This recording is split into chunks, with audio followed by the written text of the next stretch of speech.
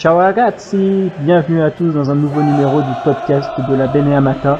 Asseyez-vous confortablement parce que c'est pas tous les jours qu'on est au deuxième meilleur endroit du monde après Giuseppe Meazza.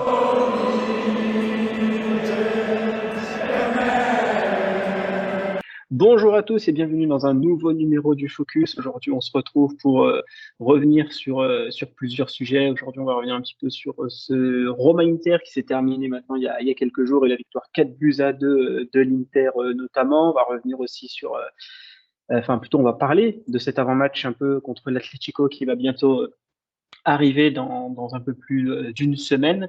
Et à la fin du podcast, on parlera un peu de Zielinski qui, on va dire, a presque été officialisé avec Fabrizio Romano qui l'a annoncé. Zielinski qui a déjà passé sa petite Inter. On fera un débat un peu pour voir comment Inzaghi pourrait l'intégrer l'année prochaine et aussi pour revenir sur le milieu de terrain actuel, comment aussi il peut évoluer. Et pour en parler, du coup, bah, j'ai évidemment, comme toujours, l'indiscutable titulaire qui est toujours là, Fédé. Comment ça va, Fédé? Salut Karim, salut Cédric, bah ça va, le Mikitarian de la team Benamata, comme on va dire, toujours présent. Ah, toujours présent. Et bon, tu as spoilé notre invité, mais c'est pas grave, je t'en veux pas, Fédé. Il y a aussi Cédric Canalé qui est là avec nous. Comment ça va, Cédric? Ben ça va bien. Salut Karim, salut Fédé, salut à tous et merci pour l'invitation. On va revenir d'abord sur ce Roma Inter qui s'est terminé donc samedi, qui s'est déroulé samedi à 18h. Victoire, comme tu dis, 4-2 de l'Inter. L'Inter qui perdait 2-1 face à la Roma, mais qui a réussi à faire sa remontada pour remonter à 3-2. Et Bastoni est venu terminer ce match à 4-2. Cédric, toi, pour revenir un petit peu rapidement aussi sur ce match ou autre, c'est quand même, on va dire, pas la première fois, mais ben, statistiquement, c'est la première fois depuis quand même un long moment que l'Inter a été mené lors d'un match de Serie A. Mais aussi, Cédric, au-delà du tableau d'affichage, dans le jeu, on va dire surtout en première mi-temps, l'Inter a vacillé et a été mis en difficulté par la nouvelle Roma de Daniele De Rossi. Effectivement, oui, c'est seulement la troisième fois cette saison que l'Inter a été menée. Donc l'Inter a l'habitude de gérer, de contrôler les matchs. D'abord, il faut signaler le très bon match de la Roma, très agressive, joueuse, malgré le temps. C'était un vrai déluge sur Rome pendant tout le match et tout le samedi, donc ça rendait les conditions encore plus difficiles pour jouer. Mais voilà, c'était une Roma qui était entreprenante. De Rossi, depuis qu'il est arrivé, puisque c'est son quatrième match, est en train de prouver qu'avec cet effectif-là, tu peux effectivement faire mieux que ce que faisait Mourinho en termes de jeu. Et ça, je pense que peu de personnes en doutaient. Mais donc voilà, c'était une Roma qui n'a pas eu peur, qui était agressive, qui a mis en difficulté une équipe de l'Inter qui, je pense aussi, n'était pas vraiment dans son match. Peut-être été prise un peu de surprise, mais aussi après la victoire contre la Juve, il y a peut-être eu un peu de décompression, ça peut arriver. Et donc c'est vrai que c'était intéressant de voir une équipe de l'Inter qui a su réagir, surtout en seconde période, parce qu'on a vu une équipe complètement différente, qui était beaucoup plus en largeur, qui a retrouvé sa façon de jouer, sa façon de faire des transitions rapides, d'attaquer les espaces et surtout de renverser la situation, et donc de gagner un match très important, et de gagner pour la première fois de la saison après avoir été mené. Mais c'est vrai que contre Sassuolo, on est mené, on revient pas. La Juve, on est mené et après, entre guillemets, il n'y a qu'une égalisation.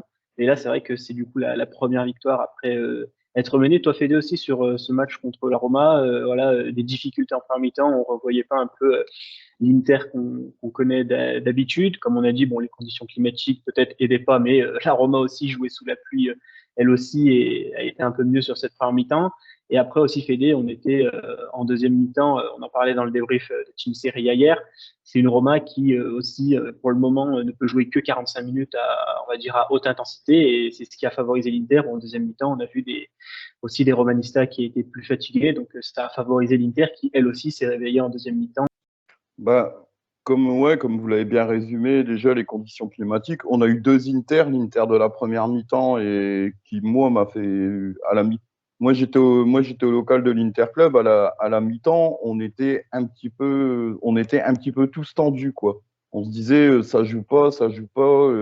Il suffit que, pourquoi on joue pas? C'était la question que tout le monde se posait. Pourquoi on joue pas? On déploie pas notre jeu comme d'habitude. Et ouais, bon, la Roma, on savait qu'ils avaient une grosse mi-temps à forte intensité et on l'a vu tout de suite, début de deuxième mi-temps, on est rentré, on a mis notre jeu en place et en 10 minutes, on avait déjà retourné le score. Et de toute façon, les conditions climatiques, Cédric, je pense qu'il est revenu avec un rhume de Rome. C'est ce qu'il disait sur Twitter. Mais on a vraiment, on a eu, mais c'est la réaction, moi, qui m'a surtout plu.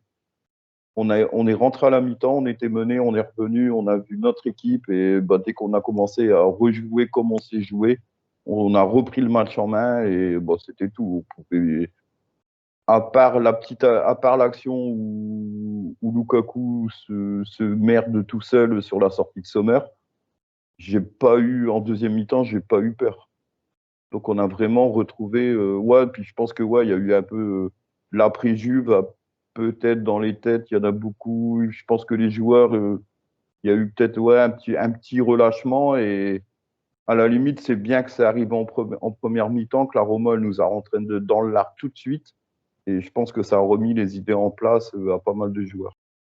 On n'a pas pu le faire contre la Juve par manque de temps, donc on va essayer un peu plus de s'y attarder. Surtout que Cédric, c'est aussi un joueur dont tu aimes bien parler, c'est Henrikh Mkhitaryan, qui notamment est sur le troisième but CSC, on va dire, d'un Réunion provoqué par Marcus Thuram. Et Cédric, mine de rien, j'ai un peu l'impression aussi que l'Inter est bon quand Mkhitaryan est bon, l'Inter est excellent quand Mkhitaryan est excellent. J'ai l'impression un peu que c'est un peu le baromètre de cette équipe. Moi, il y a quelques mois, on va dire, je trouvais plus que c'était Bastoni le baromètre de l'équipe, ou quand on voyait un Bastoni très haut dans cette position un peu déliée, c'était que l'Inter généralement était dominante et était bien dans son match. Et quand on le voyait pas dans cette position, c'était qu'on était un petit peu plus en difficulté. Est-ce que Cédric, tu penses aussi que Mkhitaryan c'est un peu le baromètre de cette équipe? On connaît un peu quel match a fait l'Inter selon quel match a fait Mkhitaryan? Pour moi, Mkhitaryan, c'est le cerveau en fait de l'équipe de l'Inter. C'est le cerveau de Simone Inzaghi qui en a fait un milieu. Parce qu'il faut se rappeler qu'avant qu'il vienne à l'Inter, c'est un joueur qui jouait ou ailier ou trequartiste. À la Roma, il jouait dans les deux de devant, souvent avec Mourinho. D'ailleurs, il a mis 20 buts et 20 passes décisives en 80 matchs à la Roma. Donc, c'était un joueur, on va dire, décisif dans les 20-30 derniers mètres. Mais Simone Inzaghi, très clairement, en le mettant dans ce rôle de mezzala, en a fait un milieu tout-terrain qui est très bon dans la phase défensive, qui récupère beaucoup de ballons, qui est très bon dans la première relance, qui vient souvent aux côtés de Çalhanoğlu pour la construction, et qui surtout a cette capacité en une passe d'accélérer le jeu. On parle beaucoup de Çalhanoğlu à juste titre. Il y a eu cette ouverture magnifique contre la Juve qu'on a vue et revue un petit peu sous tous les angles. Mais Henrikh Mkhitaryan, il en fait, alors peut-être pas des aussi belles, mais il en fait 2 ou 3 par match, des comme ça qui sont décisives, où il casse des lignes. Donc effectivement, pour moi, c'est le joueur le plus important au milieu de terrain. Et surtout, il y a une complémentarité entre les trois qui est vraiment remarquable. Nicolo Barella qui est moins offensif que la saison passée, qui sait aussi se mettre au service du collectif. Donc tu as raison, c'est quand Henrikh Mkhitaryan est un petit peu moins bien, souvent l'équipe souffre, et peut-être que l'équipe souffre plus qu'un Hakan Çalhanoğlu un peu moins bien ou qu'un Nicolo Barella un peu moins bien. L'Inter a vraiment besoin d'un Mkhitaryan en forme, et c'est aussi pour ça qu'il joue tous les matchs et qu'il est sûrement géré aussi pendant la semaine, parce que nous on n'est pas à Piano Gentile le matin, l'après-midi quand l'Inter travaille, donc très certainement le staff d'Inzaghi c'est aussi très bien géré. Un Henrikh Mkhitaryan qui avait des problèmes physiques à la Roma, il faut le rappeler aussi, il a eu pas mal de blessures, et depuis qu'il est à l'Inter, à part les 2 premiers mois, en plus il est quasiment toujours apte. Pour moi, c'est même le joueur le plus important du milieu de terrain et quasiment de l'équipe. Oui, il y a Lautaro devant, bien sûr, aussi parce qu'il n'y a pas vraiment de remplaçant devant, donc peut-être qu'on y reviendra plus tard, mais au milieu de terrain, oui. Et puis surtout, il n'y a pas un vice Mkhitaryan dans le profil, c'est surtout ça, il n'y a pas un joueur qui lui ressemble.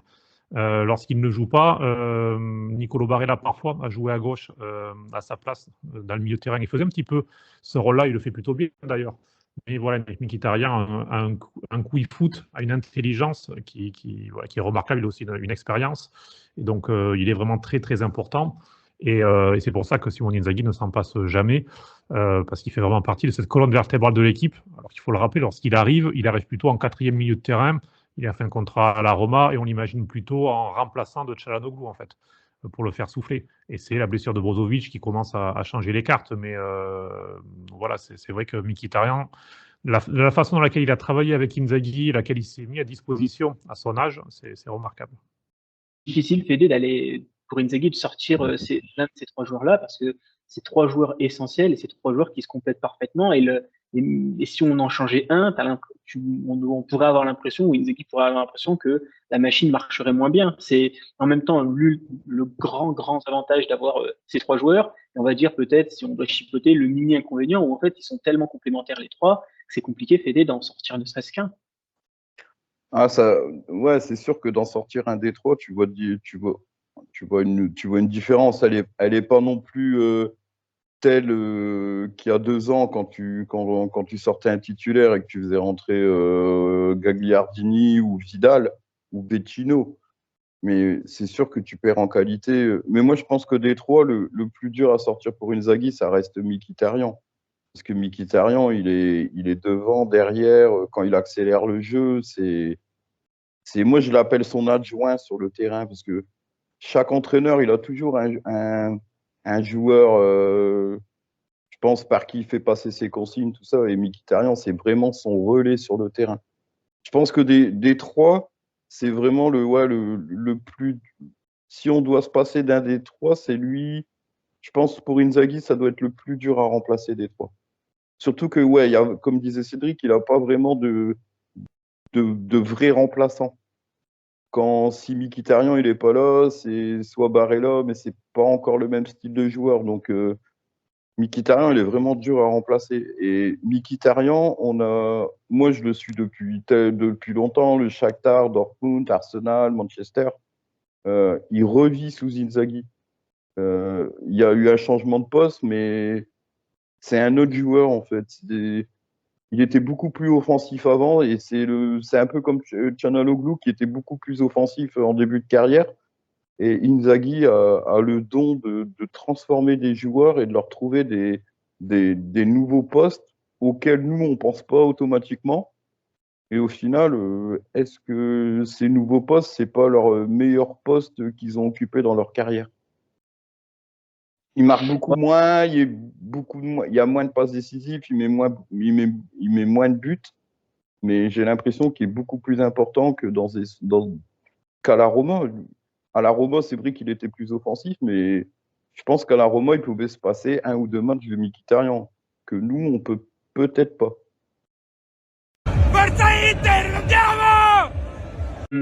Pour continuer aussi, les gars, on va passer au prochain sujet, parce que on aura la Salernitana, d'ailleurs, pour préciser, on va avoir le match contre la Salernitana qui arrive ce vendredi, donc on va voir un peu dans ce qu'il y aura des rotations ou pas, j'imagine quand même, parce qu'il y a quand même un match contre l'Atlético, et c'est ce match qui nous intéresse aujourd'hui, match du coup le mardi 20 février, donc c'est dans pile une semaine que l'Inter à Giuseppe Meazza affrontera l'Atlético Madrid. Alors je fais un petit point blessure, un petit point résultat aussi pour l'Atlético, donc de ce que j'ai pu checker. Donc on l'a tous vu, il y a eu la blessure de Morata qui ne reviendra pas au minimum jusqu'au match retour. Donc pour le match aller, il sera out. Cédric, bon, on affronte une équipe qui quand même, pour regarder, alors pas assez, mais quand même on a regardé surtout l'Atlético lors des gros matchs et ce sera un gros match la semaine prochaine. C'est une équipe qui a quand même un peu modernisé son approche de jeu en ayant marqué quand même 45 buts aussi. Je crois la 4e meilleure attaque de Liga du championnat après Gijón, le Real et le Barça. Mais c'est aussi une équipe, Cédric, peut-être c'est un peu plus surprenant, une équipe qui encaisse un peu plus de buts. Ils ont déjà 26 buts encaissés en Liga. Alors, c'est pas faramineux, mais c'est quand même quelque chose auquel l'Atlético ne nous avait pas habitués sur les dernières années. Hein. Par exemple, pour dire, une équipe comme Las Palmas ou la Real Sociedad ont encaissé moins de buts qu'eux, ce qui veut quand même être significatif. Cédric, par rapport à ce match qui arrive contre l'Atlético, en connaissant les forces de l'Inter, en connaissant quand même aussi les forces de l'Atlético, qu'elles soient collectives, surtout en Ligue des Champions et aussi individuelles. C'est vrai que l'Atlético, on est loin du cholismo un petit peu caricatural qu'on voyait il y a quelques saisons avec ce bloc très très bas qui défendait beaucoup et qui profitait des contre-attaques, des espaces. C'est une équipe qui a eu une mutation au cours ça fait un an et demi qu'il y a vraiment une mutation dans le jeu. C'est une équipe un peu plus offensive, qui joue plus à terre, qui joue plus en phase de transition rapide. Aussi parce que défensivement, il y a moins de certitude. Tu parlais des blessés tout à l'heure, c'est vrai qu'il y a pas mal de blessés derrière. C'est Witsel qui est quasiment devenu le leader défensif de cette équipe. Et pour ceux qui regardent les matchs de l'Atlético de Madrid, Witsel, quand même, à la défense à 3, c'est pas incroyable. Je m'intéresse à eux depuis quelques semaines, depuis que le tirage au sort. Et cette défense à 3 est quand même assez fragile. Ils doivent souvent leur salut à Oblak, qui est un gardien, voilà, bon, on le sait, pas besoin de le présenter, qui est assez incroyable. Donc, mais c'est une équipe qui souffre à l'extérieur cette saison. Ils n'ont pris que 14 points à l'extérieur en championnat, 12 matchs. Donc je pense qu'ils viendront surtout pour ne pas perdre. C'est une certitude. Comme ça compte plus les buts à l'extérieur, ils ne chercheront même pas forcément à marquer. Mais voilà, je pense qu'on va avoir ce genre de match avec une équipe de l'Atlético qui va essayer de retrouver un petit peu ses fondations passées, de souffrir tous ensemble. C'est une équipe aussi qui a l'air fatiguée parce que comme l'Inter, elle a eu la Super Coupe d'Espagne, mais elle a aussi eu la Coupe du Roi qui continue, puisqu'ils sont en demi-finale.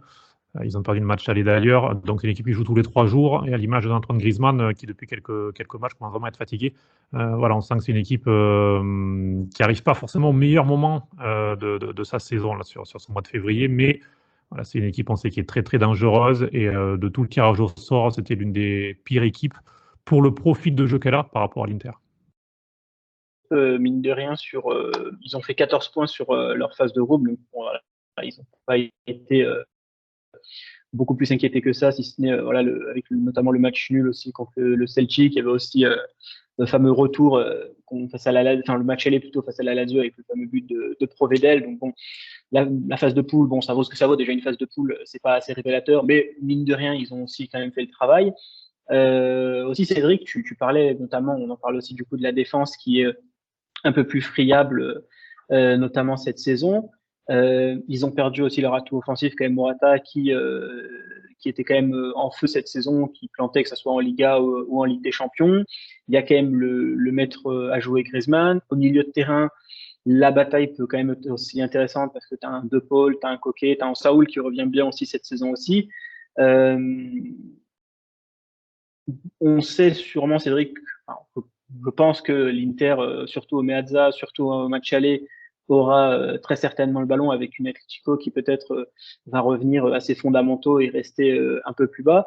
Est-ce que ce qu'on a vu ces dernières semaines de l'Inter avec le ballon face à des blocs plus bas, peut-être on peut penser à la Juventus, on peut penser aussi à des matchs face à des équipes plus regroupées en Serie A, c'était un point faible de l'Inter sur les dernières saisons. Ça commence à être quand même peut-être pas un point fort, mais au moins un plan de jeu sur lequel on peut s'appuyer. Cédric, est-ce que voilà, l'Inter qui, on va dire, aura 60, 65, peut-être plus % de possession, est-ce que, avec ce qu'on a vu ces derniers temps, ça te rend un peu plus confiant sur le fait que de faire sauter un peu le verrou de l'Atlético? Plus confiant, oui, parce que l'Inter, par le passé, avait un petit peu la fâcheuse tendance à se faire piéger dans ce genre de match, sur une petite erreur défensive, sur un mauvais repli, sur des choses comme ça. C'est beaucoup moins le cas cette saison. C'est une équipe qui est plus forte sur la première pression pour récupérer le ballon. Un pressing beaucoup plus coordonné, et donc souvent ça évite ce genre de mésaventure. Contre la Juve, il y a eu cette action de Vlahovic, certes, mais c'était à peu près la seule en contre-pied qui a été dangereuse. Et au final même, il tire, mais il est contré par Pavard qui rate un peu son contrôle avant. Mais voilà, c'est une équipe qui sait aussi moins concéder de la part de. Donc un peu plus confiant, oui. Après, faire sauter le verrou, on sait que ce sera compliqué. Il faut se rappeler l'an dernier, en huitième de finale contre Porto, le match aller avait été compliqué, avec une victoire seulement 1-0, et ça avait été un petit peu ce genre de match où le Porto de Conceição était venu pour surtout bloquer les espaces et profiter des contres et des possibilités. Il y en avait eu pour eux. Donc voilà. C'est sûr que ce ne sera pas un match facile. Comme je disais tout à l'heure, de toutes les équipes possibles, c'était l'un des pires tirages, parce que c'est un style de jeu qui convient un peu moins à l'Inter. Mais bon, après, il y avait quand même pire. Hein. Se prendre City ou le Real, je pense que ça aurait été vraiment pire. Donc, il faut quand même se satisfaire d'affronter l'Atlético de Madrid. Mais pour moi, ce match aller va peser 60-65% de la qualification. Parce que pour moi, l'Inter a besoin d'aller à Madrid avec un petit avantage. Ne serait-ce qu'un but, mais aura besoin d'avoir un petit avantage. Sinon, ça va être vraiment très, très compliqué au retour. Moi, en décembre, je trouvais que c'était, ouais, c'est comme disait Cédric, c'était pas le tirage le plus simple à prendre. Sauf que l'Atlético, il a l'air un petit peu essoufflé en ce moment. Griezmann a l'air fatigué. Et on voyait que le duo Griezmann-Morata en poule, il survolait. Donc là, un Griezmann fatigué, un Morata absent, une Inter qui a, depuis début janvier, l'habitude de savoir gérer les gros adversaires. Je pense que, ouais, s'il y a moyen de gagner le match aller avec un ou deux buts d'avance, je pense qu'une bonne partie de la qualification, elle pourrait déjà être faite. Parce que si dès le match aller, ils repartent avec une défaite, sûrement sans Morata ou Morata qui sera peut-être à court de forme au match retour, ça va être compliqué, surtout que défensivement, comme le disait Cédric, c'est pas l'Atlético d'il y a une ou deux saisons qui était vraiment très fort défensivement. Là, pas mal de blessures. Donc, ouais, je pense que ouais, il y a 60-65% de la qualification qui pourra déjà jouer au match aller. Si nous, on réussit notre match aller et on repart, on gagne 2-0, 3-1, un score du genre, je pense que même eux, mentalement, ça va leur mettre je pense que ça va leur mettre le doute dans la tête. Sachant qu'il leur reste encore, ouais, ils ont encore la Coupe d'Espagne, ils sont loin d'avoir assuré leur qualification pour la prochaine Ligue des Champions en championnat. Donc, est-ce qu'à un moment, la Ligue des Champions ne va pas passer au deuxième plan pour eux? Et c'est surtout que nous, maintenant, alors moi, je pensais que la situation au championnat, pour nous, elle aurait été plus décantée fin mars, début avril. Et là, maintenant qu'on a les 7 points d'avance avec toujours le match en retard, je pense qu'Inzaghi, vendredi contre Salerne, il va faire du turnover. On aura pas mal de joueurs qui n'ont pas joué ces derniers temps qui vont jouer. Donc, je pense qu'on sera plus frais physiquement par rapport à eux pour la Ligue des Champions. Donc, je pense vraiment que le match aller, il peut décider de la double confrontation. Tu soulèves un point très, très intéressant aussi, Fédé, et notamment Cédric pour réagir dessus. Ces 7 points d'avance en championnat, ils n'étaient pas non plus dans le synopsis, j'ai envie de dire, il y a quelques semaines, hein, même si, entre guillemets, tu pouvais dire que tu battrais la Juve, c'était pas, entre guillemets, prévu que la Juve fasse match nul contre Empoli et perde hier contre l'Udinese. Il y a ton match en retard encore que tu vas rattraper, donc il y a potentiellement 10 points, mais on va rester sur ce qu'il y a actuellement, donc 7 points d'écart entre la Juve et l'Inter. C'est vrai que Cédric, ça c'était une donnée qu'il n'y avait pas lors du tirage au sort contre l'Atlético, et c'est aussi quelque chose qui fait que Inzaghi peut préparer ce match, on va dire, avec plus de sérénité, et surtout, au-delà de l'Atlético, aussi envisager d'aller peut-être envisager un beau parcours en Ligue des Champions, parce que cette fois-ci, tu as quand même une petite avance en championnat, tu as quand même un matelas un peu plus confortable qu'il y a quelques semaines où tu n'étais qu'à un point de la Juve, avec le match en retard toujours, évidemment, contre l'Atalanta. Là, Cédric, Inzaghi va pouvoir préparer sereinement ce match contre l'Atlético sans regarder le classement en championnat en ayant, on va dire, un peu plus de stress qu'il y a quelques semaines. Mais sur la première partie de saison, on l'a vu, même s'il ne l'a pas avoué en conférence de presse, Inzaghi avait mis la priorité sur le championnat, puisqu'il faisait tourner en Ligue des Champions. Il y avait des joueurs comme Fratesi ou Carlos Augusto qui ne jouaient titulaire qu'en Ligue des Champions. En championnat, ils étaient au second plan. Donc voilà, clairement, c'était 4-5 changements à chaque match de Ligue des Champions, voire plus. Même le match décisif pour la première place, il y avait eu un turnover assez important avec ce match nul qui a condamné l'Inter à la deuxième place de la phase de groupe, derrière la Real Sociedad. Mais donc oui, là, très certainement, quoi qu'il arrive, il avait dans l'esprit de mettre son 11 type contre l'Atlético de Madrid, ce qui change avec le fait d'avoir 7 points d'avance, alors qu'effectivement, il faut quand même rappeler que là, sur les 3 dernières semaines, l'Inter a quand même joué à Florence contre la Fiorentina, a accueilli la Juve et a joué à Rome contre la Roma. Donc, prendre 9 points sur ces 3 matchs-là et voir la Juve n'en prendre qu'un, c'est vrai que c'était assez impensable il y a 3 semaines de cela. Donc, ça donne un petit matelas. Peut-être ça va lui donner l'envie de faire 1 à 2 rotations en plus sur le match contre Salerne ce vendredi ou à Lecce le dimanche suivant qui sera après le match de Ligue des Champions. Peut-être qu'il va gérer légèrement plus son effectif, mais je ne pense pas que ça change grand chose au final. Ce que Simone Inzaghi, il a vécu les 2 dernières saisons à l'Inter, il a aussi vécu lorsqu'il était à la Lazio. Dans une saison, tous les clubs ont des trous. Inzaghi il avait l'habitude d'avoir des trous d'air en février-mars à l'Inter, lors des 2 premières saisons. Donc je pense qu'il prend ces 7 points-là surtout comme une possibilité d'avoir un petit trou d'air qui arrivera à un moment donné. Il n'a pas encore eu lieu cette saison, mais il arrivera. Il y aura 2-3 matchs comme ça où ça va mal tourner, où peut-être même le contenu sera bon, mais voilà, il y aura des poteaux sortants, un penalty raté, un but contre son camp de Vraille ou de Bastoni. Enfin, voilà, il y aura peut-être des choses comme ça qui vont arriver, donc il le sait. Et donc je pense que voilà, il ne peut plus prendre cela comme un matelas de tranquillité, mais ça ne va pas changer grand-chose dans sa gestion au quotidien.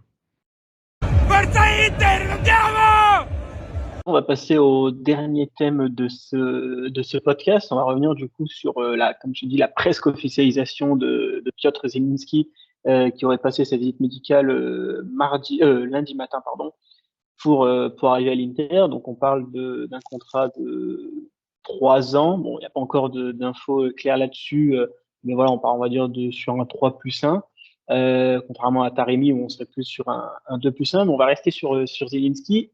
Et un salaire de 4,5 millions d'euros plus bonus, donc ça en net bien évidemment. Fédé, par rapport à Zielinski, bon voilà, on a, comme j'ai dit, quelque chose d'un petit peu plus officiel qui vient d'arriver avec le Here We Go de Fabrizio Romano. C'était dans les tuyaux depuis un long moment, exclu de la liste UEFA Champions League du Napoli.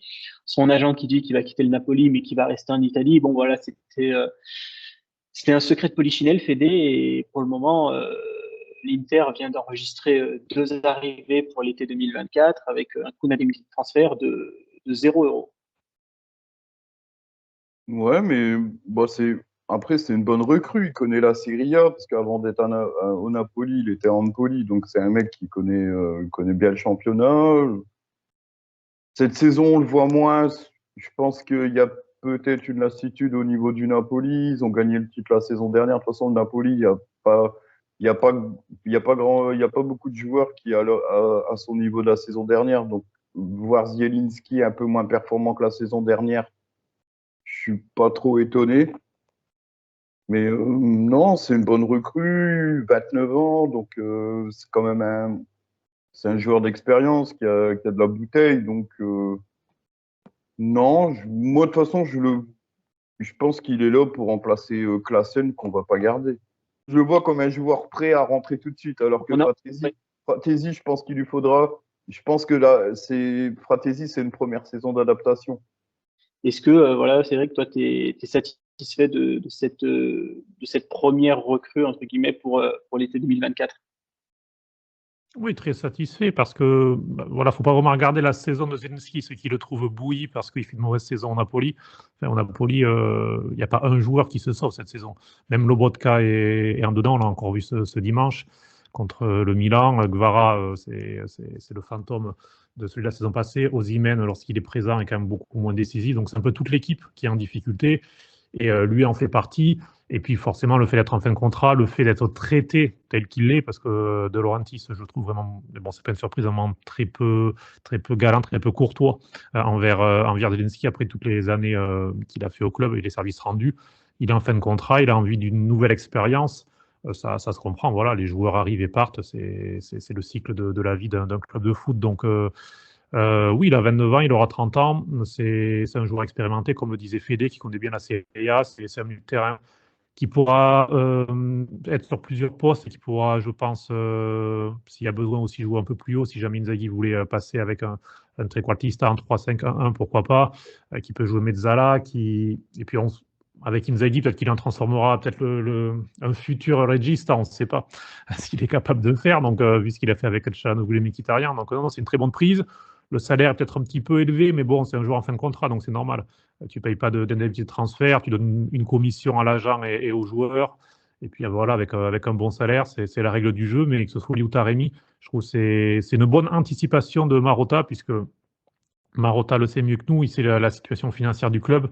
Donc le fait que déjà en février, il puisse avoir 2 recrues qui seront 2, on va dire, titulaires en plus, qui seront prêts à être titulaires si besoin, c'est une très bonne chose.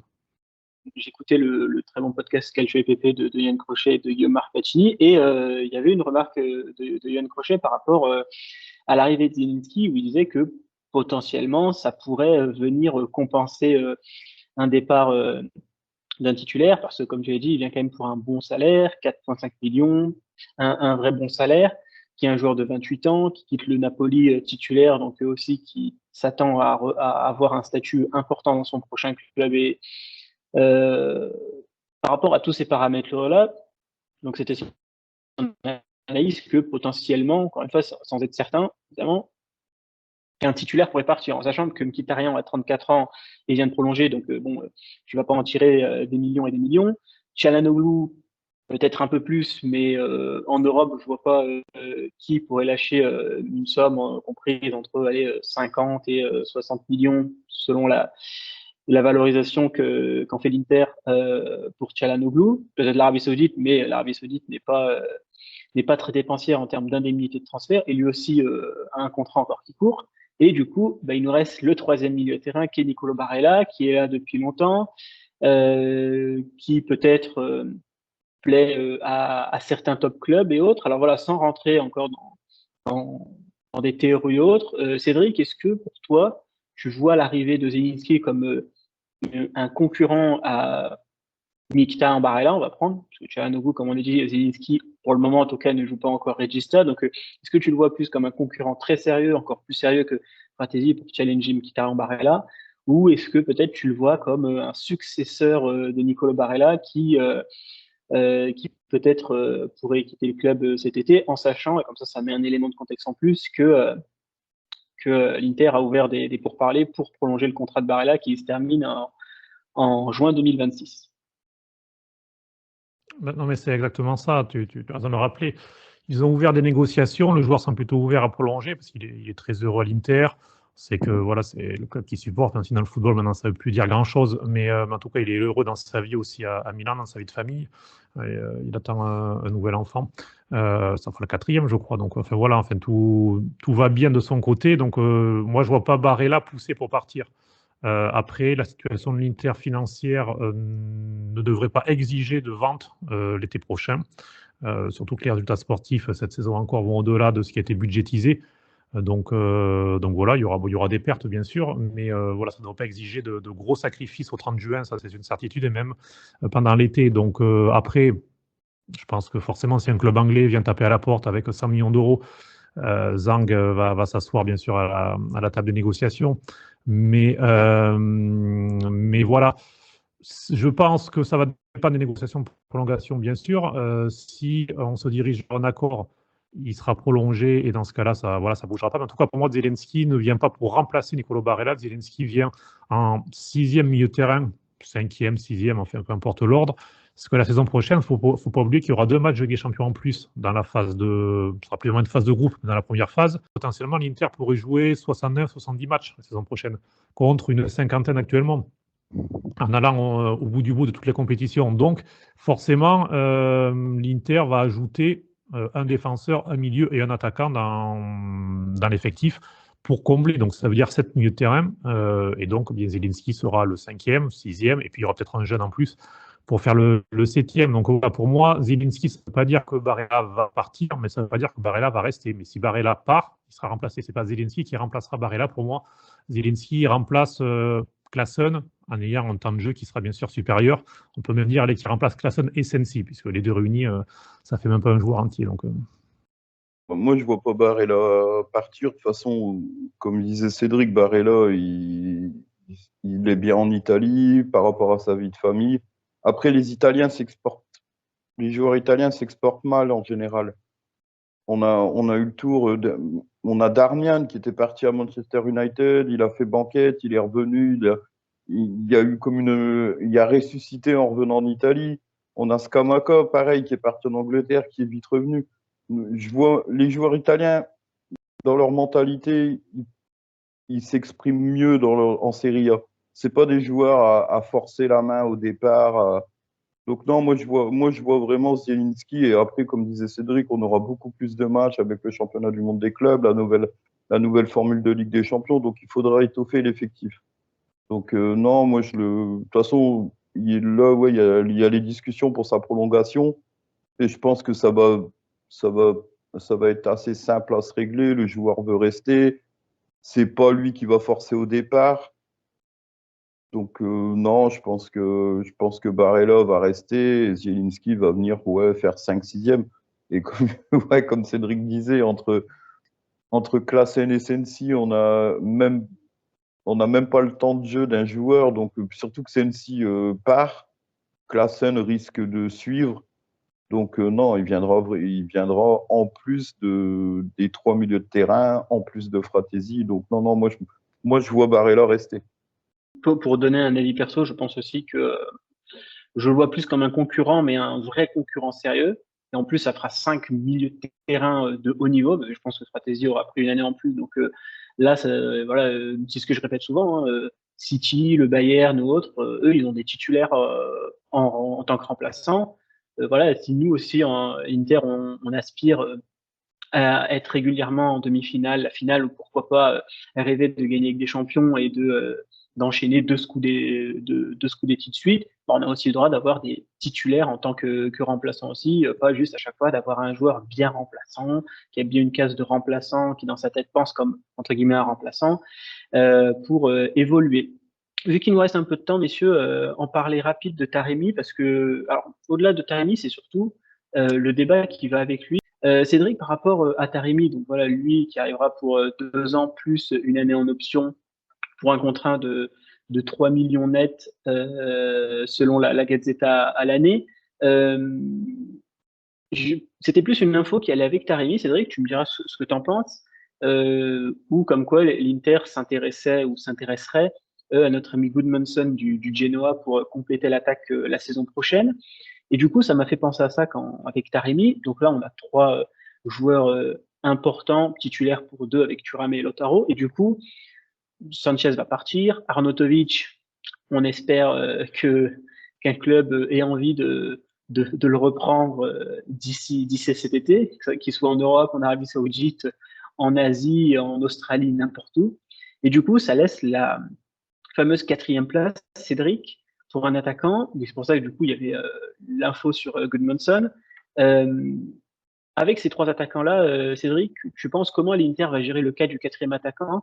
Est-ce que il y aura une volonté de rapatrier, de garder Valentin Carboni? Est-ce qu'il y aura la volonté de miser sur un attaquant qui va peut-être coûter une indemnité de transfert importante, voilà, type un Goodmanson qui coûterait une vingtaine de millions d'euros?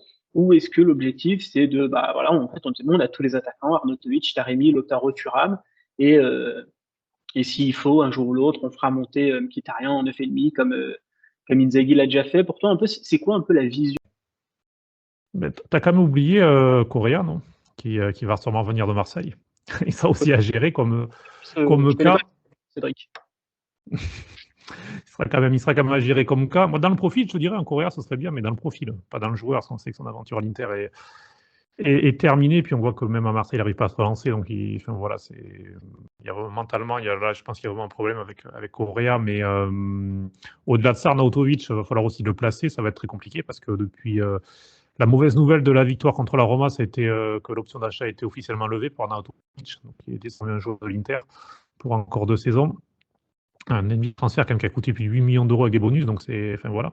Donc à voir si Arnautovic n'a pas de candidat pour l'accueillir la saison prochaine, ce sera sûrement lui le 4e attaquant. Et pour moi, ce sera un petit problème de profil parce que parce qu'on voit que Thuram et Lautaro, si les 2 restent, ce qui est le souhait bien sûr des dirigeants, mais bon, voilà, aucun joueur n'est intouchable, donc on ne sait jamais.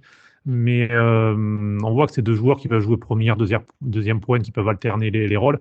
En revanche, Arnautovic et Taremi, pour moi, sont 2 premières pointes, très clairement, des vrais neufs. Et donc, ça manquerait d'un attaquant qui soit plus capable de décrocher, de ce que fait un petit peu Alexis Sanchez, même s'il crée plus de confusion coach souvent quand il fait, mais un peu ce profil-là, ou comme on pensait le ferait Correa, pareil, aller un petit peu sur la ligne trequartista et créer un petit peu des décalages et venir au milieu, tout ça. Donc un Goodmanson, oui, ce serait bien, c'est sûr. Alors c'est cher. Après, c'est un joueur qui joue en Italie, donc il y a peut-être des possibilités de trouver une formule avec le Génois en incluant des joueurs en faisant un paiement sur 3-4 ans, comme le font les clubs italiens entre eux. Hein. C'est l'Inter qui fait ça, c'est la Juve, c'est le Milan, enfin tout le monde fait ça on le voit notamment avec Sassuolo, comme c'était le cas pour Fratesi l'été dernier. Donc oui, Goodmanson, ce serait très bien. Carboni, à voir, parce que si c'est pour le mettre 4e, voire 5e attaquant et qu'il joue au final 8 matchs de 20 minutes, autant qu'il continue à progresser, parce qu'on voit Monza qui fait de belles choses. Et très clairement, ce sera, je l'espère, l'avenir de l'Inter. Donc à voir si c'est pour le mettre 4e attaquant avec un vrai rôle, pourquoi pas 5e attaquant. J'espère plutôt qu'il soit prêté pour continuer à progresser, à grandir et revenir dans l'année suivante en tant que potentiel titulaire. Donc voilà, mais bon, pour moi, la clé, ce sera Arnautovic, très clairement, s'ils arrivent à le placer ou pas, parce que sinon, le 4e attaquant, ce sera lui. Si Arnautovic reste, ce sera lui, parce que Arnautovic, Taremi, Thuram, ça reste un peu, je vais pas dire les mêmes profils, mais ça reste des joueurs, des vrais neufs, quoi, de grande taille, tout ça. C'est vraiment un remplaçant à Lautaro qui nous manquerait. Et tout va dépendre d'Arnautovic. Est-ce que peut-être les Saoudiens vont le récupérer ou peu importe qui le récupère. Mais je pense qu'Arnautovic, on va l'avoir, on l'aura la saison prochaine parce que je vois mal un club venir le chercher. Après, franchement, on a placé des mecs des fois plus compliqués à placer qu'Arnautovic. Donc ouais, il faut pas désespérer. Hein. Peut-être qu'on va peut-être même réussir à revendre Correa. Hein. C'est pas. Mais Correa, il partira. T'inquiète pas, même s'il faut brader, ils le braderont. Il lui reste un an de contrat, lui, à Correa. Oui, pour ça. Même s'il faut le brader, ils le braderont. Non, mais Arnautovic, ouais, je pense qu'il peut potentiellement encore avoir une cote, que ce soit en Italie, peut-être aller partir dans des pays exotiques. Donc voilà, je pense quand même qu'Arnautovic, même en Italie, moi ça ne m'étonnerait pas qu'un club italien, là j'ai pas un nom qui pourrait arriver, mais qu'un club italien aille le chercher pour compléter son attaque et avoir un joueur d'expérience. Et d'ailleurs, on attend toujours les remerciements publics de Thiago Motta pour lui avoir permis de développer Zirkzee pour le vendre 40 bâtons à je ne sais qui. Donc, j'espère qu'on aura des remerciements publics de Bologne et de Thiago Motta pour cela. L'émission, on va s'arrêter là pour le podcast. Un bon gros podcast où on a pu parler de beaucoup de sujets, mine de rien. On a été plutôt complet et concis en moins d'une heure.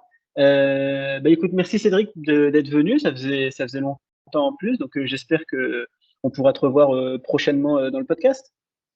Merci à vous, c'était un plaisir. Et merci Fédé, toujours là, toujours au rendez-vous. T'enchaînes, je crois, ton 90e podcast en 2 semaines. Donc, ouais, bon. Ça doit être ça, c'est un par semaine en ce moment. Je prends une semaine de repos à l'occasion, tu vois. Je fais comme Mkhitaryan, je suis présent tous les semaines. J'allais dire Cherby, mais le problème c'est qu'il vient de se blesser, donc j'espère que tu ne le laisseras pas. Merci à tous les gars, n'oubliez pas de vous abonner sur la chaîne YouTube et de la chaîne Spotify de la Bene Amata, de mettre les 5 étoiles sur Spotify. D'ailleurs, vous pouvez laisser des commentaires aussi désormais, donc n'hésitez pas à nous faire des retours sur les podcasts sur Spotify, les commentaires aussi sur YouTube pour continuer à nous faire un retour. Et nous, comme d'habitude, on se retrouve la semaine prochaine pour un nouveau podcast. Ciao à tous.